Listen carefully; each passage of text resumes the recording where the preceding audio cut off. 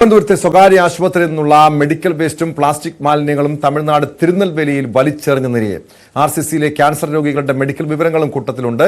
വിവിധ ആശുപത്രികളിൽ നിന്നും മാലിന്യങ്ങൾ ശേഖരിച്ച് തിരുനെൽവേലിയിൽ കൊണ്ടുതള്ളി എന്നാണ് കരുതുന്നത്. വിശദാംശങ്ങളുമായി തിരുവനന്തപുരത്ത് നിന്ന് വി വിനോദ് ചേരുന്നു. വിനോദ്, ഇത് ഈ പ്ലാസ്റ്റിക് മെഡിക്കൽ വേസ്റ്റ് ഉണ്ട്, പ്ലാസ്റ്റിക് മാലിന്യങ്ങളുണ്ട്. ഇത് ഈ ആശുപത്രിയിൽ നിന്നും മാലിന്യം ശേഖരിക്കുന്ന ഏജൻസിയുടെ ഭാഗത്തുണ്ടായ വീഴ്ചയാണോ? ഈ രീതിയിൽ തമിഴ്നാട്ടിൽ തിരുനെൽവേലിയിൽ ഈ മാലിന്യങ്ങളൊക്കെ ഇങ്ങനെ തള്ളിയ നിലയിൽ കണ്ടെത്താനുള്ള കാരണം ആരുടെ ഭാഗത്താണ് വീഴ്ച ഉണ്ടായിരിക്കുന്നത്? നടപടി ഉണ്ടാകുമോ? ടോം, സർക്കാർ ആശുപത്രികളിലെയും സ്വകാര്യ ആശുപത്രികളിലെയും മാലിന്യങ്ങൾ ഇമേജ് എന്ന സംഘടന വഴിയാണ് നീക്കം ചെയ്യുന്നത്. IMA ആണ് ഇതിന് നേതൃത്വം നൽകുന്നത്. IMA വഴിയാണ് ഈ മാലിന്യ നീക്കം നടക്കുന്നത്. പക്ഷേ ഇതിനപ്പുറത്തേക്ക് ചില കാര്യങ്ങൾ സംഭവിക്കുന്നുവെന്ന നിലയിലാണ് ഇപ്പോൾ വസ്തുതകൾ പുറത്തു വരുന്നത്. തിരുനെൽവേലി കേന്ദ്രീകരിച്ച് ആശുപത്രി മാലിന്യം വലിയ തോതിൽ കൊണ്ട് തള്ളുന്നു എന്ന ആരോപണം ഇത് ആദ്യമായല്ല ഇങ്ങനെ ഒരു ആരോപണം ഉയരുന്നത്. നേരത്തെയും ഇത്തരത്തിൽ ആശുപത്രി മാലിന്യങ്ങൾ തിരുനെൽവേലിയിലെ വനമേഖലകളിൽ കൊണ്ടു തള്ളുന്നു എന്ന ആക്ഷേപം ഉയർന്നതാണ്. അവിടെ പരിശോധന നടത്തുകയും 4 ലോറികൾ പിടികൂടുകയും ചെയ്തിരുന്നു. ഇത് നേരത്തെയാണ്. ഇപ്പോൾ കഴിഞ്ഞ ദിവസം വീണ്ടും ഇതേ തരത്തിൽ ആശുപത്രി മാലിന്യങ്ങൾ അവിടെ എത്തി എന്നതാണ് ഗുരുതരമായ പ്രശ്നമാകുന്നത്. ഇപ്പോൾ തിരുനെൽവേലി ജില്ലാ പോലീസ് മേധാവിയുടെ നേതൃത്വത്തിലുള്ള അന്വേഷണം ഇതിനകം തന്നെ ആരംഭിച്ചു കഴിഞ്ഞു. മാത്രമല്ല BJP ഈ വിഷയം ഏറ്റെടുത്തു കഴിഞ്ഞു. തമിഴ്നാട് BJP ഘടകം കേരളത്തിനുള്ള ഒരു സന്ദേശമായി തന്നെയാണ് ഇപ്പോൾ അവരുടെ അറിയിപ്പ് നൽകിയിട്ടുള്ളത്. ഇങ്ങനെ മാലിന്യം തള്ളിയാൽ ഇതേ മാലിന്യം തിരികെ കൊണ്ടുവന്ന് കേരളത്തിൽ നിക്ഷേപിക്കും എന്ന ഒരു മുന്നറിയിപ്പ് തമിഴ്നാട് BJP ഘടകത്തിൻ്റെ ഭാഗത്തു നിന്നുണ്ടാകുന്നു. നമ്മൾ IMA പ്രതിനിധികളുമായി ബന്ധപ്പെട്ടിരുന്നു. അവർ പറയുന്നത് ഇത്തരത്തിൽ സംഭവിക്കാൻ സാധ്യതയില്ല എന്നതാണ്. ഇതോടൊപ്പം തന്നെ ചേർത്ത് വെക്കേണ്ട ഒരു കാര്യം, തിരുവനന്തപുരം RCCയിൽ നിന്ന് മെഡിക്കൽ രേഖകൾ അതും വലിയ തോതിൽ തിരുനെൽവേലിയിൽ എത്തിയിട്ടുണ്ട്. ഏതാണ്ട് 100 കണക്കിന് രോഗികളുടെ വിവരങ്ങൾ അവിടെ എത്തി എന്ന കാര്യമാണ് ഇപ്പോൾ പുറത്തു വരുന്നത്. ഈ മെഡിക്കൽ രേഖകളിൽ പറയുന്നത് ഈ രോഗിയുടെ വിവരം, ഇവർക്ക് നൽകുന്ന കീമോതെറാപ്പി ഉൾപ്പെടെയുള്ള കാര്യങ്ങൾ, ഇവരുടെ ശരീരത്തിൽ സ്ഥാപിക്കുന്നതിനുള്ള ഉപകരണങ്ങൾ, അതിനുള്ള സമ്മതപത്രം, ആ സമ്മതപത്രത്തിൻ്റെ പകർപ്പ് ഉൾപ്പെടെ ഇങ്ങനെ വലിച്ചെറിയപ്പെട്ടിട്ടുണ്ട്. അതിൽ മുഴുവൻ വിവരങ്ങളും, ചികിത്സാ വിവരങ്ങൾ അടക്കമുള്ള കാര്യങ്ങൾ അതിൽ പറയുന്നുണ്ട്. നമ്മൾ IMAയുടെ പ്രതിനിധിയുമായി സംസാരിച്ച കാര്യത്തിലേക്കാണ് വരുന്നത്.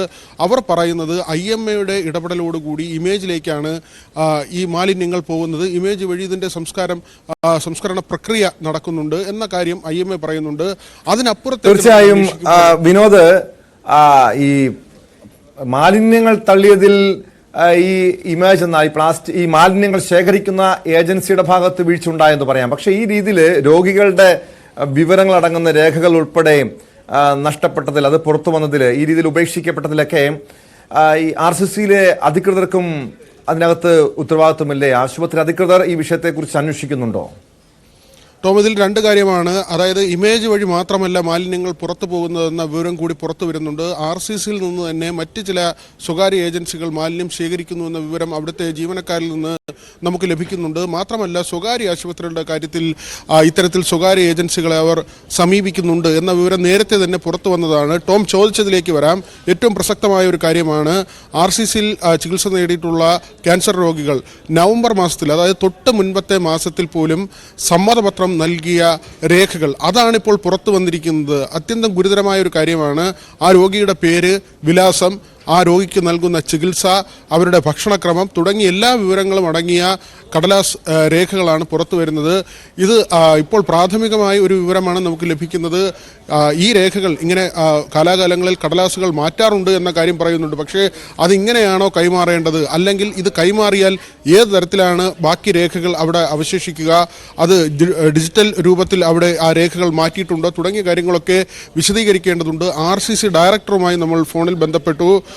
RCC ഡയറക്ടർ ഒരു യാത്ര കഴിഞ്ഞ് എത്തുകയാണ് എന്ന വിവരമാണ് പറഞ്ഞത്. വിമാനത്താവളത്തിലാണ്. കൂടുതൽ കാര്യങ്ങൾ പരിശോധിച്ച ശേഷം പറയാം എന്ന ഒരു മറുപടിയാണ് ഡയറക്ടറുടെ ഭാഗത്തു നിന്നുണ്ടായത്. ഏതായാലും 2 കാര്യങ്ങളാണ് നമ്മളിപ്പോൾ ഈ പുറത്തുവിടുന്നത്. ഒന്ന്, തിരുനെൽവേലിയിൽ തുടർച്ചയായി കേരളത്തിൽ നിന്നുള്ള ആശുപത്രി മാലിന്യം എത്തുന്നു എന്നത്.